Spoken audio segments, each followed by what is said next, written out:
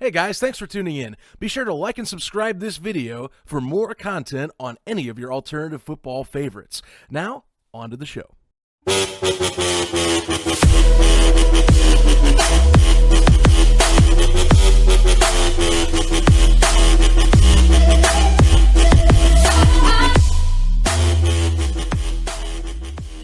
Join me today on the Gridiron Gallery podcast. We continue our discussion on the international scene for American football, as well as for different various leagues, clubs, you name it, across the globe. In particular, last few weeks, we've been talking, of course, the European League of Football. But I'm going to talk with someone today that has helped, in a way, unite many of the database information pieces for these international clubs and leagues, which, you know, it's for the most part, unless you go to the in particular site I'm mentioning, which is American Football International, it gets a little bit harder and harder to find some of the pieces that you might be looking for if you're curious about football, maybe outside of, say, Canada or even Germany and even Japan. There's plenty of leagues out there, and this site definitely brings them together in terms of AFI, again, American Football International. It is John Mckeon, founder of the said site in mention, American Football International. John, first off, thanks for taking the time. I appreciate you taking my offer to join me on the show today. You know, I got to start out by saying I honestly wouldn't know much about football outside of the U.S. or Canada, at least if it wasn't for me starting off a discussion with a American quarterback in Denmark now. That's a friend of mine from high school by the name of Aaron Ellis, and he kind of led me to you guys. So first off, thank you for that. Second off, how are things going for you as of late? Things are going great. We are like in, you know, like you would, if it was the NFL, we're like mid-season, things are ramping up. We have tons of football happening around the world right now. June is like the busiest month in international football. So I am very busy, but happy to be so. Awesome. Yeah. Hey, sometimes I'm happy to be a busybody as well, and just feel like things are moving on and on down the way. Sometimes editing, you know, gets crazy, but for you, you've got tons of stuff going on. You're absolutely right. I mean, your website right now is got to be just kind of, I would say, going at mad dash pace for how many leagues are kicking off in the summertime around the globe. I really want to know, and I think many want to know too, if they don't know about your website and the work you guys do. I mean, how did this all start? You know, this is a website that's really designed to help kind of be an information website for those that are, I would say, maybe curious minds, or those that want to be even more involved and deeper with the game, you know, rather than just assuming it's, you know, a U.S. sport, because there's so many other leagues out there. I mean, I can look at your website right now, and I still have not looked up every one of these leagues out there. I mean, trust me, I haven't touched any of the African leagues, you know, South America in particular. And that's just me naming off continents. I mean, you can go even farther into countries, which I won't do because that would just be endless amounts of talking. But I mean, how did this all come together, man? It's amazing how much stuff you guys cover on this website and consistently cover. It's not even like you take lulls in putting up information for all of this. Right. I mean, first of all, it's you'll be surprised how prevalent American football is outside the U.S. and you know, we obviously live and breathe it every day. I have a team of 10 guys around the world that you know, they are in the weeds of this stuff every day, and sometimes, you know, to the casual football fan or the traditional NFL American football fan, it can seem a little bit overwhelming. And what we try to do is introduce and break down a lot of it in an approachable way to one, help expand knowledge of the international game, and two, help promote and develop all the great work a lot of these international teams are doing, because there is really great football, and there's a lot of people working really hard around the world promoting the game they love. I mean, it's impressive. You're saying just 10 guys are helping with keeping this all up to date and getting all the information. I'm that just, like I said, for the amount of clubs and everything, that's impressive to me. Yeah, I mean, we've partnered with, you know, that's just on the AFI team. I mean, we obviously partner really closely with the leagues and teams and you know, all the administrators who are basically our counterparts on the opposite side of the equation, that, you know, are the ones doing the work on the ground. So, like, you know, gathering rosters and photos and videos and highlights and live stream and just interviews and quotes and whatnot. It's it's kind of what we live and breathe is getting that together. Well, it's very impressive indeed.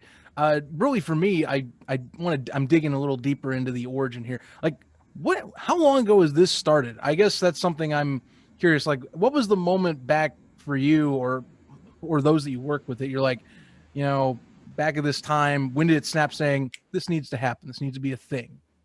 So I played international football, and I played college football in the U.S. I played professionally for a couple of years in the U.S. And then, I'm 22 years old. Not really. I've played football for more than half my life at that point, and wasn't sure where I was supposed to go. And a team from Finland reached out to me out of the blue. This is me not knowing that there was football in Finland or anywhere outside of North America, and offered me a contract to go play in Helsinki, Finland in 2009 or 2008.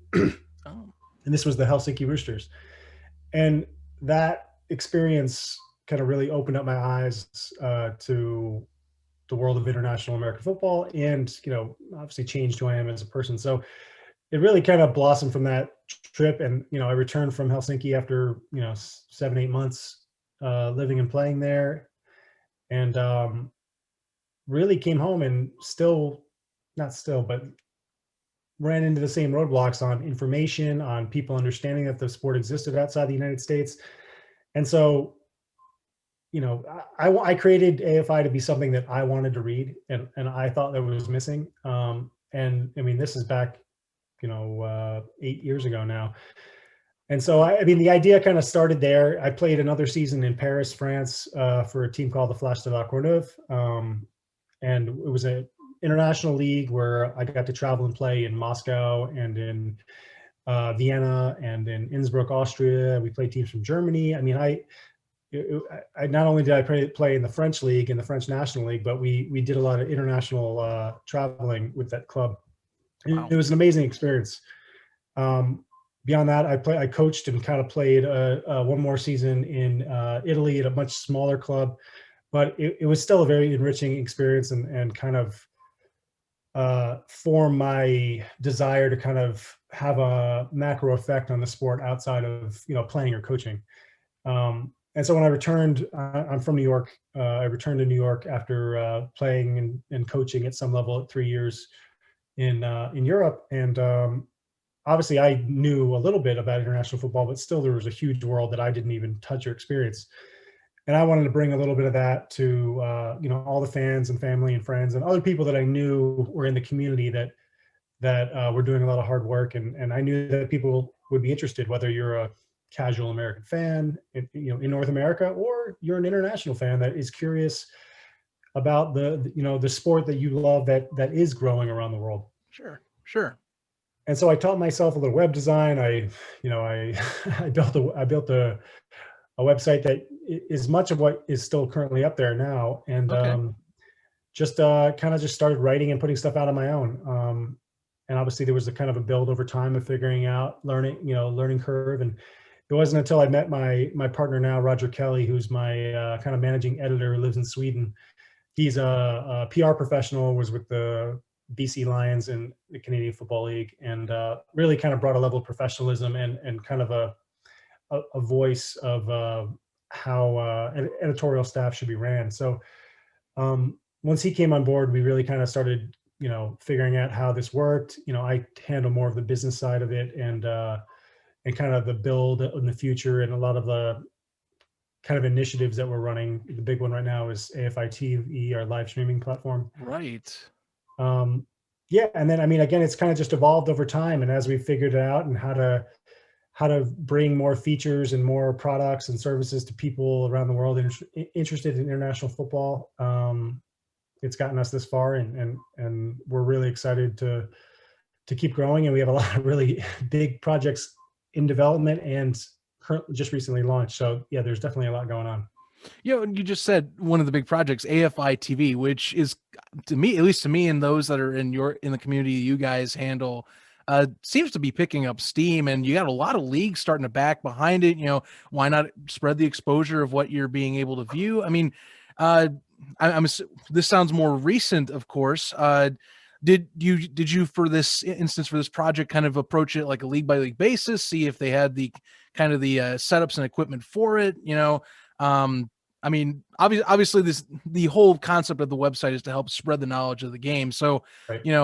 if you have the infrastructure, that would of course help spread the game. So I'm assuming that kind of developed a little over time, and eventually, one by one, you get leagues kind of signing on. Am I right? Yeah, I mean, first, kind of the way I approach the whole project with AFI TV is, we need to build trust with, and respect the product that and production that a lot of these clubs have been doing for a long time. I mean, there are teams in Germany. There's the Swarco Raiders. I mean, they've been doing a 5-camera, live streaming production for years and years, high quality, Nice. stuff that has been going out. And, obviously they have their own reach organically through how great of an organization they are. And we want to be able to supplement that and support the work that they're doing and project their work to a larger audience. So, with AFI TV, I think there was a basis of like trust that people knew us, knew AFI, knew who we are. We're not coming in to try to steal their audience. We're not trying to stop people from going to their games. Like, we're trying to get as many eyeballs on the work that they're doing as possible, all over the world.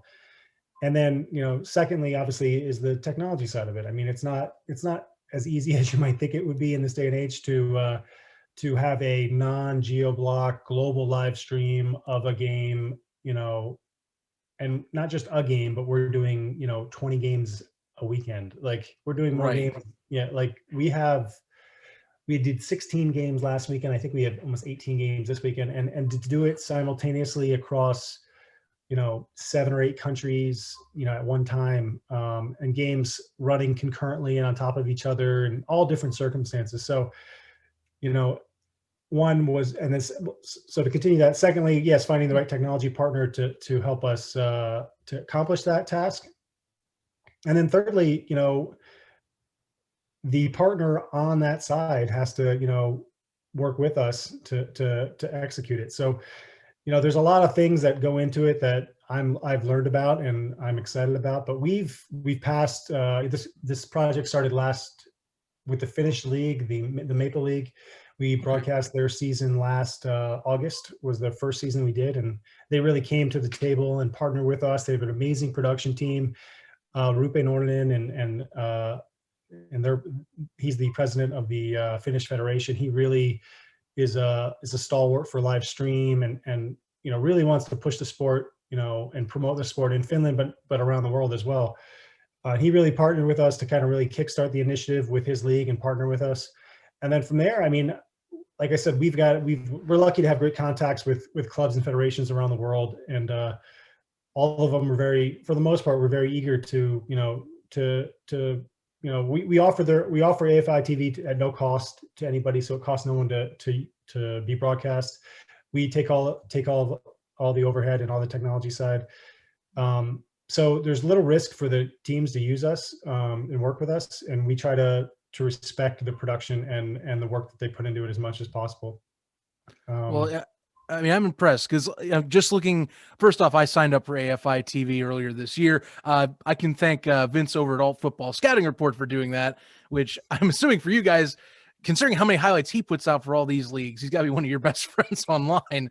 He really does an amazing job. Seeing the stuff he does on Twitter, and like, I kind of want to hire him and bring him in to help us to bisect all this data and video that's coming in.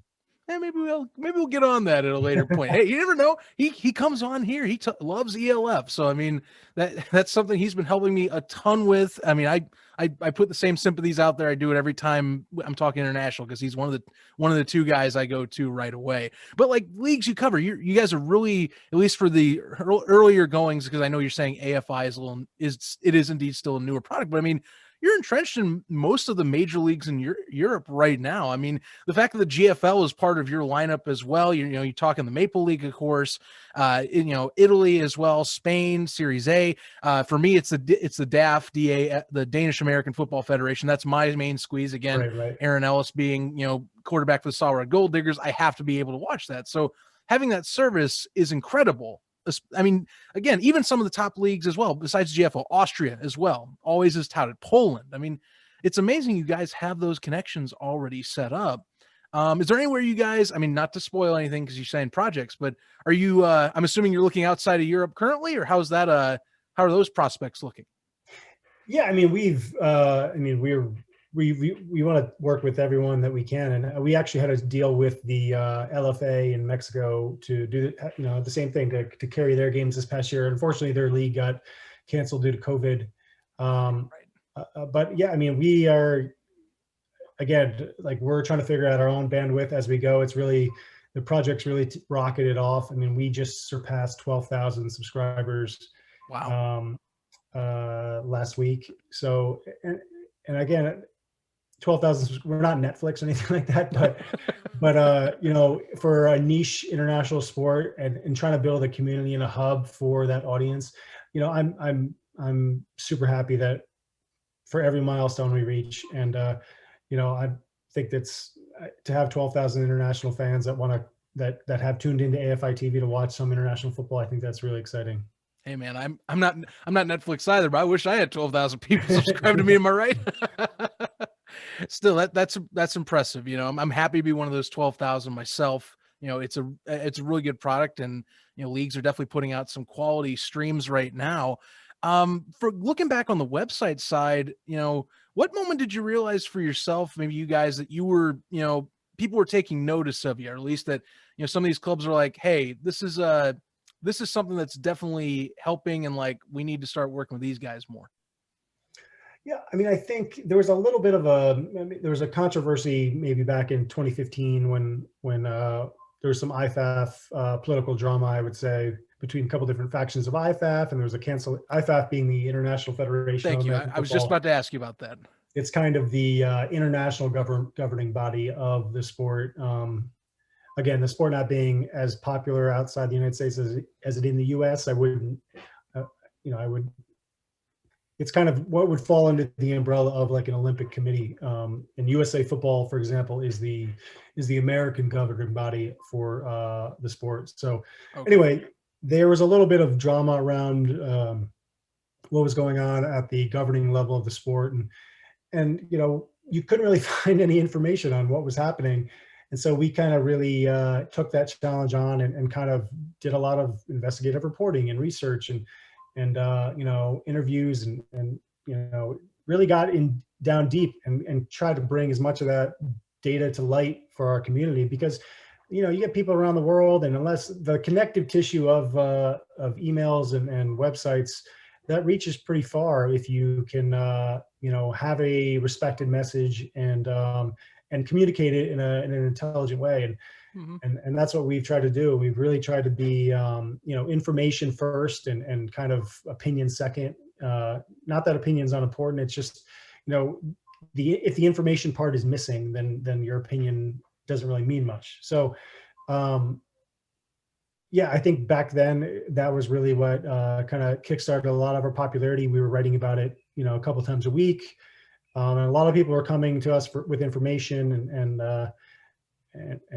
we were happy to be there for people. And obviously beyond that, I mean, I think the sport has gotten more popular, Yes. in general since we started the site, and that has obviously helped the site succeed and helped the interest in the site. I mean, I would say I would pinpoint that as kind of like a good kind of bellwether moment of where we could go. Exposure definitely has seemed to be increasing on the international side. And if you're looking, I mean, hey, we can talk all the way back 8 years ago, and I've even talked even farther back in recent conversations I've had on this show, just the end of NFL Europe and kind of formulating where it is from there. I mean, for yourself, I mean, you're talking used to play in some of these clubs, or coach in a way, travel. I mean, in the 8 years that you've been doing this, how has it changed? I mean, besides maybe say popularity, like I know with other talks I've had, there have been attempts, for example, unifying at least different clubs, particularly Europe, or, trying to find different championships. I know I'm specifically talking Europe, but, besides maybe, we're talking X League and the CFL, Europe's kind of the next de facto after after those two in the US, where I go, that's the next biggest thing, unless I have misstated myself. But how's it changed for yourself when you've been, at least coverage wise, and what you're seeing with clubs and relation to like players Right. in local markets or international players going there? Right. Yeah. I mean, so even since when I was there, I think just, the clubs, especially, the more entrenched clubs and ones with great leadership have, really invested in themselves, invested in their communities and their teams, and really kind of excelled. I would say, the Schwäbisch Hall Unicorns, the Braunschweig Lions, and the GFL. Again, I mentioned the Vienna Vikings and the Sparta Raiders in Austria, and even the club that I played for, the Flash de la Courneuve in Paris. I mean, they're deeply entrenched in their community. They have a strong junior program. These clubs, they figured out a formula that works for them, and they keep turning out top talent and putting on great games. And I think that, just over the past couple of years, you've seen a lot of that accelerate. And I think just even more exposure to the youth with the NFL, and the NFL being more readily available on free television in Europe is really kind of, not just in Europe, but in South America, in Asia, Right. and Australia. I think the NFL has done a good job getting visibility on television of their games, to kind of just give more exposure to the rules of the sport and the excitement of the sport. And American football is made for TV. I mean, it's a great game to watch with your friends, to be there in person, but especially for highlights, for clips, for social media. I mean, it really is a great sport for that. So a lot of these teams and clubs around the world have embraced that and really ran with it, and it shows with the clubs that they're the talent that they're putting out and the performances they're putting on. Is there I would say a league that maybe you would say has quality football you guys cover that's still kind of under the radar, in a sense that people should be paying more attention to? I know, as I mentioned, Europe's kind of a next hotbed, but like, you guys cover anywhere else, China, Africa, South America, or I should really say Asia, not China. Pardon me for mentioning it like that. But is there another place you cover and you're going, hey, I'm surprised no one, at least that even follows our site or watches the international game, doesn't bring this one up more? As a league itself, or just a talent pool, or As a league, talent pool, whichever one you feel. I mean, or both, quite frankly. Yeah, I mean, I think football is one of those unique sports where not outside of Tom Brady, not one player really makes a team.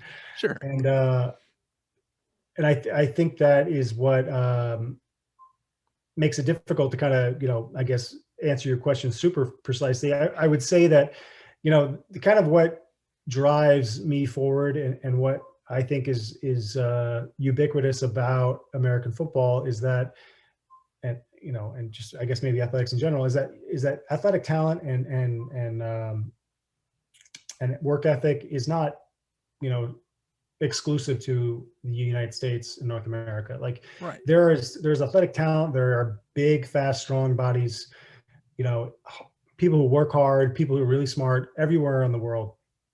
And, if they have the right exposure and the right drive and the right talent, and the right coaching, then they can succeed at any of the highest levels that you see here, in the US and in the NCAA or in the NFL. That said, a lot of that infrastructure that makes a team successful doesn't exist in a lot of countries. And like, even a lot of the emerging markets, I would say Brazil and China and Nigeria. A lot of these, like, talent hotbeds, they don't necessarily have the their communities don't have the knowledge of the game. They don't have the infrastructure to support support programs, whether it's equipment or coaching or facilities or even the medical aspects of it. So there's kind of almost like an upper limit sometimes at the grassroots level in some of these markets.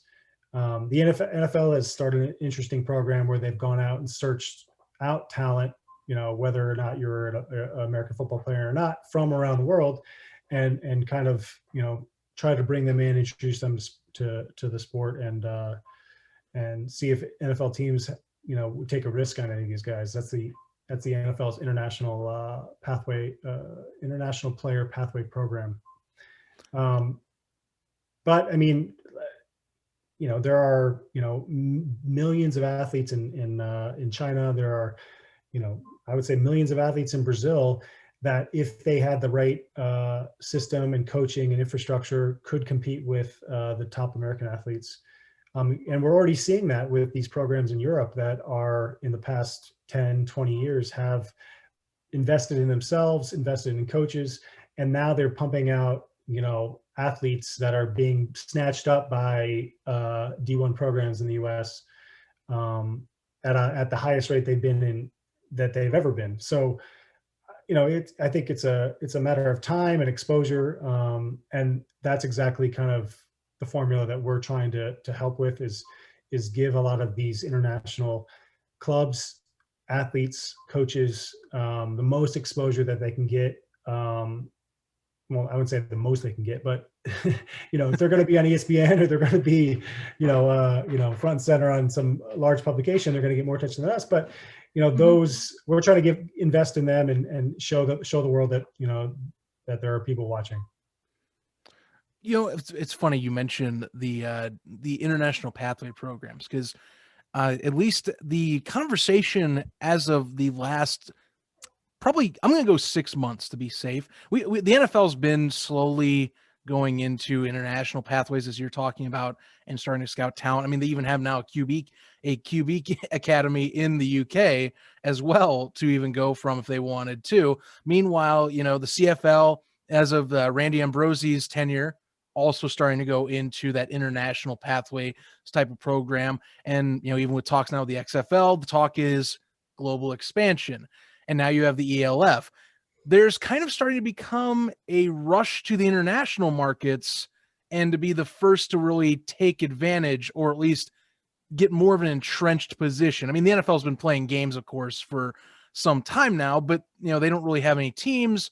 Meanwhile, the CFL is also trying to be the global representative, or at least the leader, and unifying sort of like leagues in this alliance, if you will, outside of Canada. And then now we have the ELF, a completely different thing. Do you see a correct approach here, or a clear winner yet? And what aspects would be a way for you to see one of these leagues kind of take the reins and kind of stick the landing the best? Right. That's a very good question. I think that if I knew the correct answer, and if any of these leagues knew the correct answer, it probably would have been done by now. And we've seen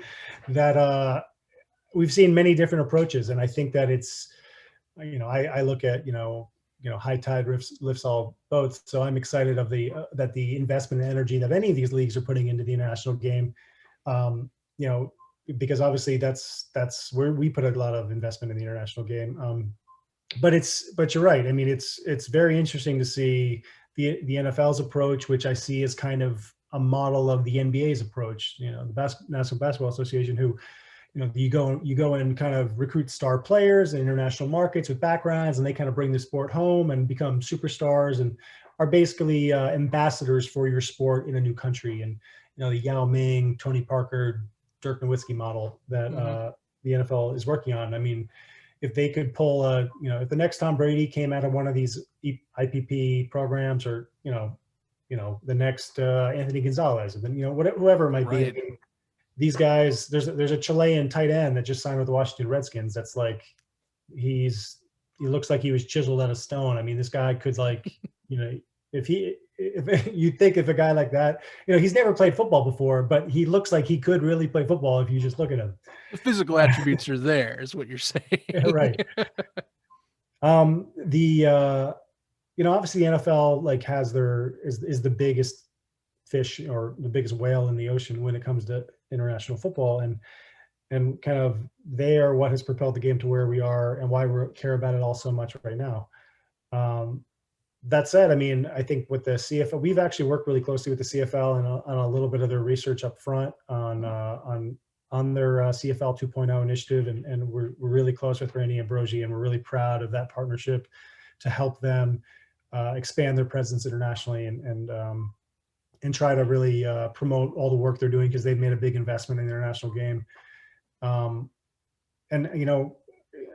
conversations I've had with Randy, I mean, they see his kind of pitch is that, you look at the British Premier League, and what percentage of their players are British versus what percentage of their players are international. I mean, that is, the British Premier League for soccer is truly international league.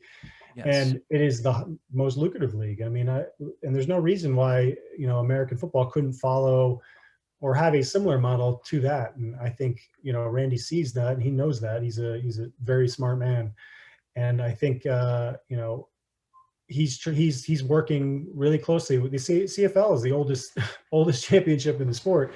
Yeah. So right. There's a lot of they're very proud of their game, the 3-down game, and there's a lot of it's been a lot of work for them, plus COVID, to kind of really get this initiative off the ground, and I'm excited to see what they can do with it. The ELF's approach, again, a funny connection is that Patrick Azume, the commissioner for the ELF, was my head coach for the Flash de la Courneuve in Paris. No kidding. And I actually just talked to Patrick tonight, and we remain really close. And he's got decades more experience. Not decades. I don't want to say he's super old, but he's got a lot of experience in the NFL and in international football. Coaching me in Paris, but also coaching the French national team and coaching in the GFL for years. So he's a very smart guy too, and works harder than harder than most people I know. So if he's involved in something, there's a good chance it can be really successful. But there's the ELF is obviously born of a little controversy with the GFL, and right. And that's a whole nother conversation, but they are doing something that hasn't been done in Europe by a European franchise, by a European company, and European people. And so I think truly, in order for a initiative to be successful, like the ELF, they really need to have their homegrown fans and homegrown financing and people behind the sport. And I think having Patrick involved and the companies that they have behind ELF is really a great start. And what they're doing is very, very difficult, with how quickly it's all happened. But we're excited to follow it and watch. And that's what's impressed me so much, is how quickly this has come together. And as you're saying, in a pandemic world, I know that sounds so cliche how I say that, but that's kind of what we were in. That the announcements and things were coming in fall of 2020, where it was like, this is it, the big reveal, it's coming out. And now we're getting teams, and teams are being formulated under these circumstances. And as I'm talking to you, we're 4 or 5 days away, I believe it is, and I'm expecting here to be watching the Leipzig Kings at some point. I mean, that's just crazy to me, and that's one of the, and it's funny how that's one of the two teams that really don't lean on the NFL Europe tradition, or World League of Football. But hey, it's amazing that that's come together so fast. And to briefly, and I don't want to jump too far in the weeds, because I know this is, first off, I've been touching on this a lot, and people, I think I don't want to beat it to death too much. But the other thing is that, you hinted at it, Germany in particular with the ELF has been a main focus. And it's also, of course, where you're talking about the GFL, which in terms of, I would say on a global scale, and to many I talk to, and you can put your opinion on this, the GFL is kind of considered one of the top leagues internationally, maybe behind, say, the CFL X League. The NFL, of course, is the front, so I'm just assuming that. But the CFL, then X League, and then usually it goes GFL, kind of hits right into that next slot as like number 4, or challenging at that point, for number 3 with, say, the X League over in Japan.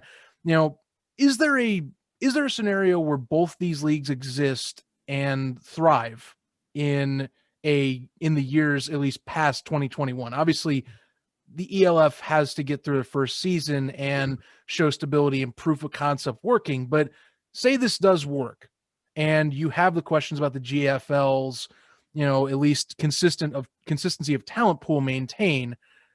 Is there a world where both of these leagues can exist separately, or do they exist in your eyes kind of as a partnership or working together to keep each other, up and running? Yeah, I mean, that's a great question. I mean, I kind of want to set the table on that question before I answer it. It's just that, you look at, the GFL is organized and managed directly by the German federation. So, the AFVD is the governing federation for American football in Germany, and the GFL is obviously the top league in that federation. It's a relationship that is actually pretty standard across Europe. Like the top leagues are managed directly by the governing federation in that country. In the US, it doesn't work that way. The USA Right. Football does not govern the NFL. The NFL is a private company. It's a business, it's a fully professional organization made up of its, owners, which are the board members of the NFL. That said, the ELF is kind of following that NFL model to a degree where they are trying to become a fully professional sport and operate in their own auspices outside of the AFED and the GFL. So, that said, there's going to be some natural competition, I think, between the two organizations. And the GFL is, we are partners with them. We obviously work with them on AFI TV. We cover them religiously every week.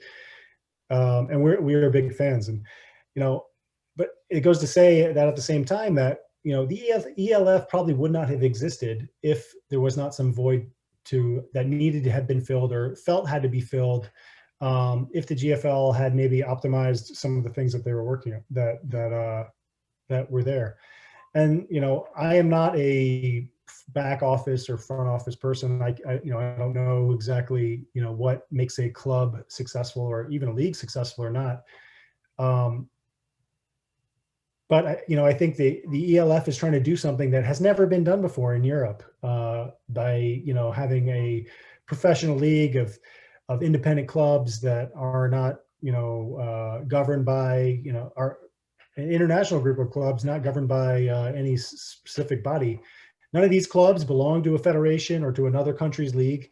So, this is a big swing, I would say, in the baseball analogy, and it could be a big miss. It could easily be a big miss. Nothing like this has been done before. And not to say that Patrick and Zelko with the ELF don't know what they're doing, but, there's a lot of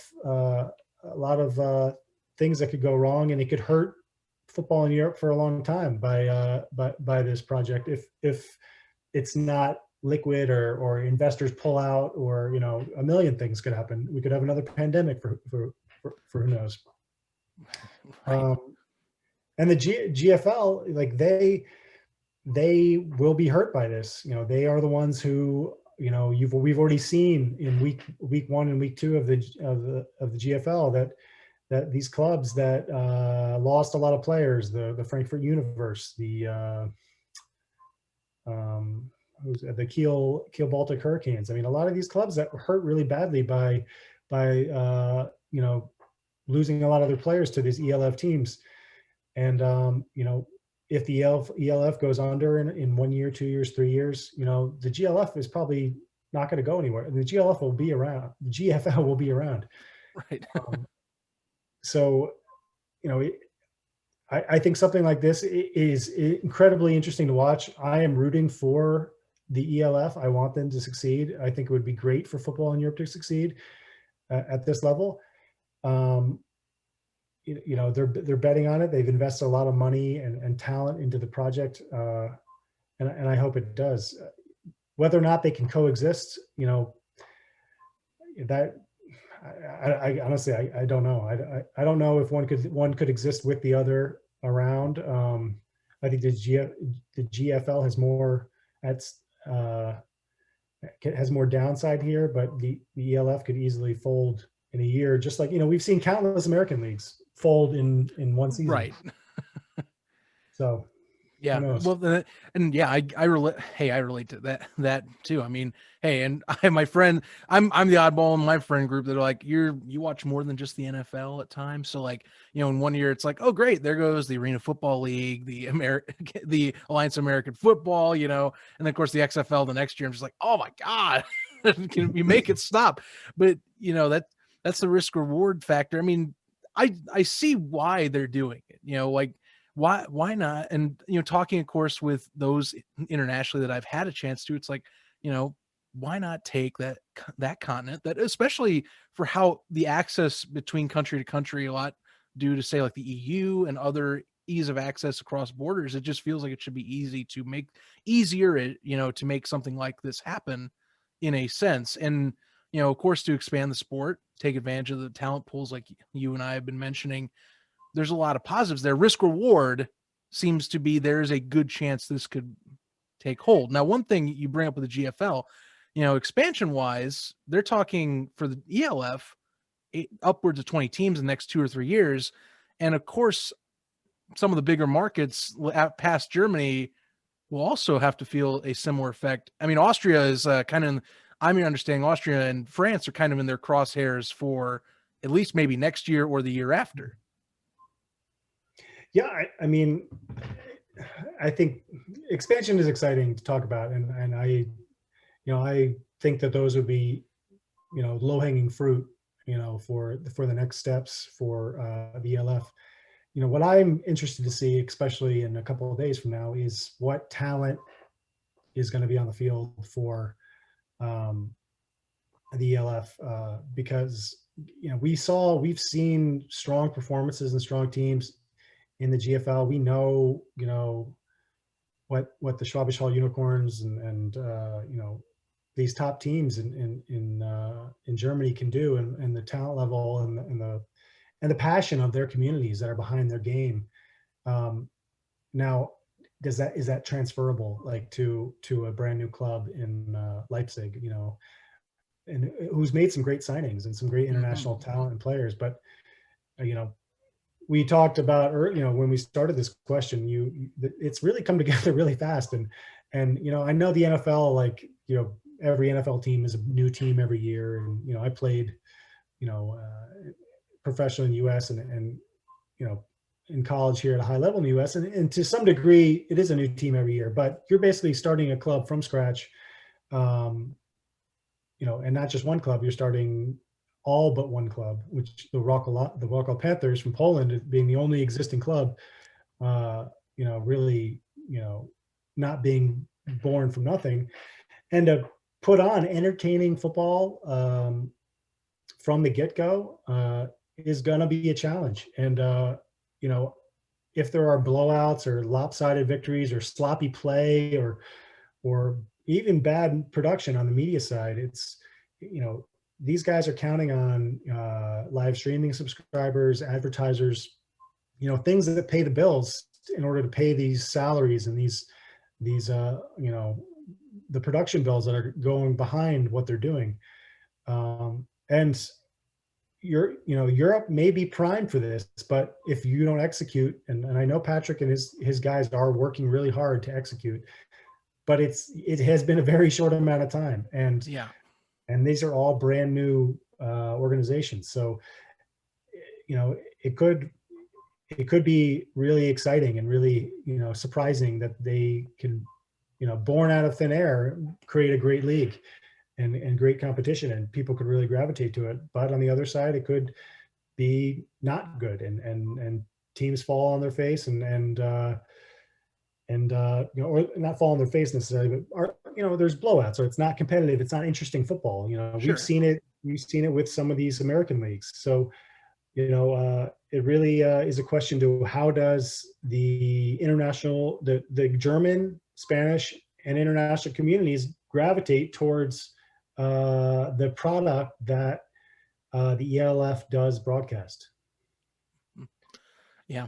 And one thing's for certain, the Americans that are keeping an eye on this, they'll know, that's the thing. I mean, obviously it's focused mainly on the European markets. That's the primary, but it's open internationally to everyone. So, those that watch internationally, especially in the United States, those watching will know as soon as it comes in. And Americans will know, but also, I mean, I think people don't give the international community, especially in Europe, enough credit, where there are some very intelligent, very passionate fan base, and it's true. It might not be as large for American football, but I mean, that passion, that's, for, a top soccer team or whatnot, is transferable to other sports. So I think it's going to be really interesting. There's kind of this, I would say, tension behind a lot of the community in Europe that is GFL kind of born and bred about it, because they're not working together, and there is not, I guess, there's not cooperation on the project at all. Mm-hmm. And so, I don't think that's obviously not good for either party.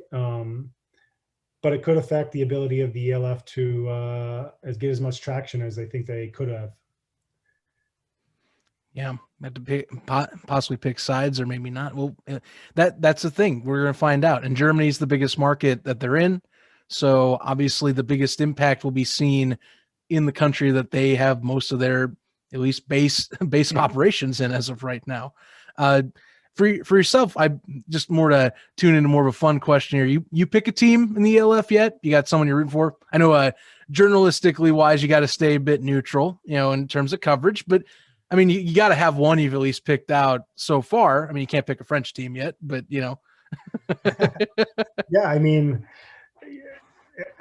it's funny. It's like you're seeing, we for a new league. I mean, there's also new front office and new back office people with these. So, obviously the media is a bit lopsided on the exposure you can get here. I'm sitting in New York, so it's hard for me sometimes to get, all the information I want, and I'm always bothering all my contacts with the ELF for as much information as I can get. And it's been exciting to see some of the signings roll in. And, it was funny. We were talking about the Leipzig Kings, and, we're familiar with Michael Birdsong from I'm spacing on it too. The Japanese league, Fujitsu Frontiers. Yes, there we go. That's right. He's the quarterback there, and then they have Anthony Dablé at receiver, and they have they just signed Alpha Jala. Is it Alpha Jala? Who they signed another receiver, Alpha Jala, who's been around Europe for quite a bit at receiver as well. And then they have a Japanese receiver, Yoshida Omi, who was I think he was in one of the finalists on the IPPP, the NFL's program. So, I mean, that's a lot of talent, a quarterback and receiving core right there. I think that's interesting to watch. I mean, I think I was an offensive lineman when I played, so there's a lot more to football than just a quarterback and some receivers. Sure. And I think that teams like the Royal Club Panthers might have a stronger kind of trench game with offense and defensive linemen. There's also a lot of Hamburg Sea Devils. They've brought in some stars for that club as well. I mean, everyone knows Kasim. I can't pronounce his name right. The linebacker who was with the New Orleans Saints, who's playing with them. I mean, there's a lot of great talent kind of that's been picked up from there. I'm just hoping for some good football. I mean, yeah. Do you have any? You leaning towards anyone in particular? Do you have any favorites you're watching? Well, I'm already partial because my last episode was with Daniel DeCall over with Leipzig. So kind of feel, I mean, considering how that was a very pleasant interview, one that was very informative for us here, definitely leaning that direction with him. Otherwise, I mean, for me, I'm more related to like the NFL Europe side. Because I like looking back at some of the former leagues. So like, of course, hearing about Hamburg. I mean, quite frankly, if we're talking, relation to which one was my favorite growing up, like the Frankfurt Galaxy was kind of a fan of that, in particular. So, and especially the Galaxy, if we're talking, oh, nice, it's right away with that. What's on it? And it's the GFL logo. too. I think this might be a collectible one day. Yeah, well, I was gonna ask because I mean, my understanding is they've always had a tough time getting that anyway. That's why they went to the universe as a naming. So when this hat actually came out, there was like a small period of time where like they were allowed to use the name, and then it kind of had reverted back to the NFL, and the NFL retained the rights. So they switched back, I think for like one season or maybe half a season, they got the Galaxy, and then it went back to the NFL again. So that is definitely a true collector's item. Nice timing. Really. I mean, I got a couple here. I mean, I'm wearing my AFI stuff, but I mean, you know, this is the team I played for in Finland, the Helsinki Roosters. Oh, the Roosters. I mean, I got memorabilia. The Dresden, you know, this is one of my favorite teams. Yep. My former head coach, John Mckeon, he's an Australian. He was the head coach of the Dresden Monarchs for many, many years. He's currently not there. He's back in Australia. But you know, the GFL, they've built such a great tradition, and their model is not as flashy, and it maybe is not as progressive as the ELF.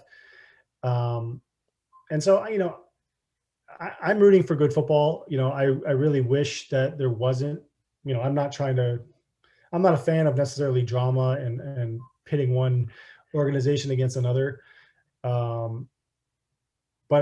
what the ELF has done in a short amount of time is very exciting. Yes. Overall, as much as, you know, conversations I've had about, you know, maybe some of the missteps with, you know, formulating a league quickly or things like of that nature that have happened over the last few months. I hope the best for this. You know, that's something I keep hammering in, as well as when I talk with my colleagues like Vince or Aaron Ellis, who've been on here. That's the thing, that at the end of the day, you hope it works, because the grand scheme of what they're trying to do is actually pretty impressive when you consider they're trying to unify an entire continent in that sense. So, you know, the end goal is fascinating, and it's one that I really also would strive for. And I'm like, if this works and goes off like, you know, the best case scenario, this is amazing. The sport just becomes that much bigger than it was before, you know. But, you know, obviously express caution, if you will. But that's what happens in the first year. There's so many uncertainties, as you've mentioned, and how it's formulated really quickly, you know. And I think, as you're saying and I'm saying, it's fascinating to me. It's going to be fascinating to watch how this develops, and especially this first week, you know. And by the time people listen to us talking, you know, it's going to be right on that first week anyway. So, you know, this recording might even be sounding like it's almost past tense in the way it talks. Like, well, they sound silly, but you know what I'm saying. You know what I'm saying. So that's how podcasts goes, how videos like this go.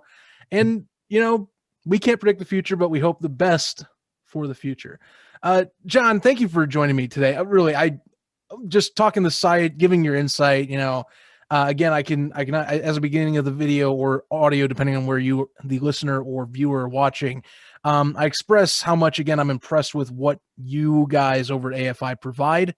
You guys provide a great service to the football community, and, you know, we hope, and myself as well as many of those out there, we want to keep supporting you. You know, seriously, you guys have done a great job with what you built, and it's only going to get bigger. I cannot wait for future projects of yours, and, you know, I can't thank you enough. And besides the website, you know, where can we find you for social to help keep you guys building up? Yeah, I mean, we are, you know, besides AmericanFootballInternational.com and AFI TV, the live streaming platform for American Football International. You can find us on Instagram at AFI_review. Same thing at Twitter at AFI_review. Yeah, and I appreciate you having me on to talk about this. It's always fun to talk about someone interested and passionate about the sport and the growth of the sport internationally. We have some really exciting things coming up. Hopefully you'll see a new look AFI main website soon. Ooh. With a lot more interesting features, a lot more depth. I think you touched on something that we've been doing for a long time, is providing a lot of data and insight, and we're really fleshing out and having a much deeper, richer experience for our visitors with a new site. So you'll see that coming soon. It's a really big step in our progress as a brand. yeah, I mean, besides that, tune into AFI TV. I think, like I said, we have 18 games this weekend. We're hosting on the website. Watch your friend Aaron. He'll be the Copenhagen Towers are traveling. They're Copenhagen Towers, top team in Denmark, traveling, and we are hosting that game exclusively on AFI TV. So if you want to watch it anywhere in the world, you have to come to AFI TV to watch it. Oh, and trust me, Aaron, from when talking to him, trust me, they have their sights on Copenhagen. They're wanting to capitalize and be the guys to take them down finally and change up who's on top of the DAF this time. So, I mean, I'm excited. Point with Denmark last year, they had to cancel their championship game. There is no defending. Yeah. Well, there is a defending champion for 2019, but there's no 2020 defending champion in Denmark, and Copenhagen and Solrod are right at the top of the league. Going to be a fascinating game. I know I'm going to try my best to tune in. Time of course permitting, but I will do my best to be there. John Mckeon, everyone, founder of American Football International, as well as one of those that's helping power AFI.TV. John, thanks again for joining us. I hope to talk to you again in a future time. And for the most part, I'm wishing you the best in everything that's coming up for you guys. Definitely sounds exciting right now for your website and for everything you're building. Great. Thank you so much, Zach. Appreciate it. The Gridiron Gallery podcast. New episodes every Friday on your favorite podcast platforms, YouTube, and premiering first, as always, at 11 a.m. Eastern, 8 a.m. Pacific, only on unhingedsn.com.